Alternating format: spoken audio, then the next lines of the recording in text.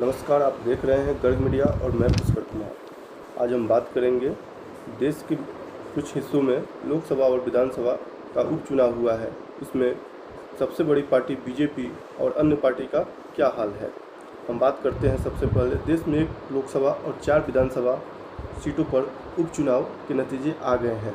इस उपचुनाव में देश की सबसे बड़ी पार्टी बीजेपी खाली हाथ रह गई है, कहीं से भी उसे जीत नहीं मिली है। हम आपको बता दें कि कहां कहां उपचुनाव हुआ है। सबसे पहले हम बात करते हैं बंगाल की। बंगाल में 1 लोकसभा और 1 विधानसभा सीट पर उपचुनाव हुआ। आसनसोल लोकसभा सीट पर जाने माने अभिनेता शत्रुघ्न सिन्हा टीएमसी के उम्मीदवार थे, जो बीजेपी के अग्निमित्रा पॉल को लगभग 3,03,209 वोट से चुनाव हराया। यह सीट बाबुल सुप्रियो के इस्तीफा के बाद खाली हो गया था। यहां से शत्रुघ्न सिन्हा को उम्मीदवार बनाया गया था। वहीं बालीगंज विधानसभा सीट से टीएमसी के ही बाबुल सुप्रियो 20,000 से अधिक मतों से चुनाव जीत गए। इसके बाद महाराष्ट्र की बात करेंगे। महाराष्ट्र में भी उपचुनाव हुआ है। वहीं महाराष्ट्र के कोल्हापुर उत्तर विधानसभा सीट पर कांग्रेस ने जीत दर्ज की है। कांग्रेस के उम्मीदवार जयश्री यादव ने बीजेपी उम्मीदवार सत्यजीत कदम को लगभग 19,000 से ज़्यादा मतों से चुनाव में पराजित किया है। इसके बाद छत्तीसगढ़ में भी उपचुनाव हुआ है। छत्तीसगढ़ के खेड़ाघट विधानसभा सीट पर उपचुनाव हुआ। यहाँ भी कांग्रेस के उम्मीदवार यशोदा वर्मा ने कमल सिंह जघेल को 20,000 से अधिक मतों से पराजित किया है।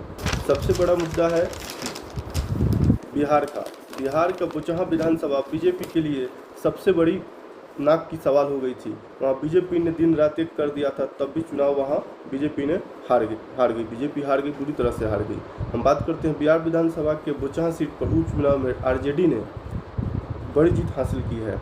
यहाँ भी बीजेपी को हार का सामना करना पड़ा है। बीजेपी ने उपचुनाव जीतने के लिए कोई कसर नहीं छोड़ी थी। यहाँ बीजेपी ने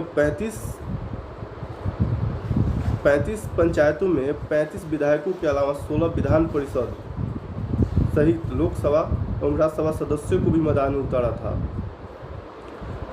जिसमें विवेक ठाकुर, सीपी ठाकुर के बेटा है विवेक ठाकुर को भी उतारा गया था। केंद्रीय मंत्री गिरिराज सिंह, जो फायर ब्रिगेड नेता के रूप में जाने जाते हैं, उनको भी उतारा गया था। गृह मंत्री नित्यानंद राय, यहाँ तक कि बिहार के मुख्यमंत्री नीतीश कुमार भी इस उपचुनाव के लिए प्रचार किए, तब भी पराजय का सामना बीजेपी को करना पड़ा है। इसके बाद भी बीजेपी हार गई, लेकिन हम जानेंगे क्यों मिली बीजेपी को हार। इतना करने के बाद भी बीजेपी चुनाव क्यों हार गई।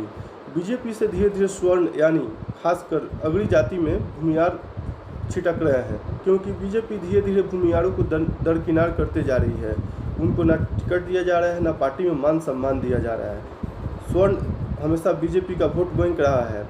माना जाता है कि भूमियार खासकर बीजेपी को हमेशा वोट करते आए हैं, लेकिन अब धीरे धीरे उनका भी बीजेपी से मोह भंग होते जा रहा है। इसके अलावा हार में सबसे बड़ा कारण भी मुकेश सहनी बने। मुकेश सहनी को बीजेपी ने हाल ही में एनडीए से निकाला, उनको मंत्री पद से भी बर्खास्त कर दिया गया। वो इस्तीफा देना नहीं चाहते थे, लेकिन राज्यपाल ने ज़बरदस्ती इस्तीफा भी दिलवाया।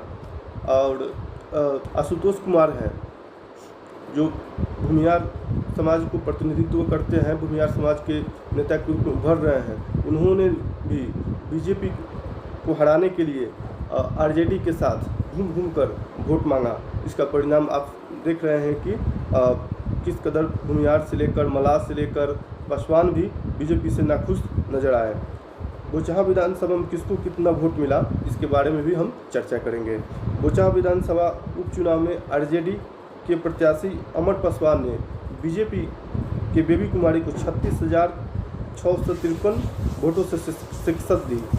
हार का सामना करना पड़ा, क्योंकि शुरुआत में जब मतगणना शुरू हुई थी, उस समय बीजेपी पहले राउंड में आगे था। उसके बाद बीजेपी दूर दूर तक कहीं दिखा नहीं, हमेशा मार्जिन से ही आरजेडी के उम्मीदवार अमर पासवान आगे बढ़त बनाए दिखे। आरजेडी के अमर पासवान को कितना वोट मिला? आरजेडी के अमर पासवान 82,562 वोट प्राप्त किए। वहीं बीजेपी के बेबी कुमारी को 45,909 वोट ही मात्र प्राप्त हुआ। मुकेश सहनी की पार्टी वीआईपी ने गीता कुमारी को मैदान में उतारा था, उनको भी लगभग 29,779 वोट मिले। बिहार में बदल रहा है राजनीतिक समीकरण। हम कैसे जानेंगे कि बिहार का समीकरण धीरे धीरे क्यों बदल रहा है। कभी भूरा बाल साफ करो का नारा देने वाले लालू यादव के बेटे अब धीरे धीरे नया समीकरण बिहार में लागू करने जा रहे हैं, जो एमएलसी चुनाव से ही नज़र आ गया था। ये क्या समीकरण हम जानते हैं, BY समीकरण, मतलब भूमिहार यादव समीकरण पर वो फोकस कर रहे हैं, भूमिहारों को ज़्यादा टिकट दे रहे हैं।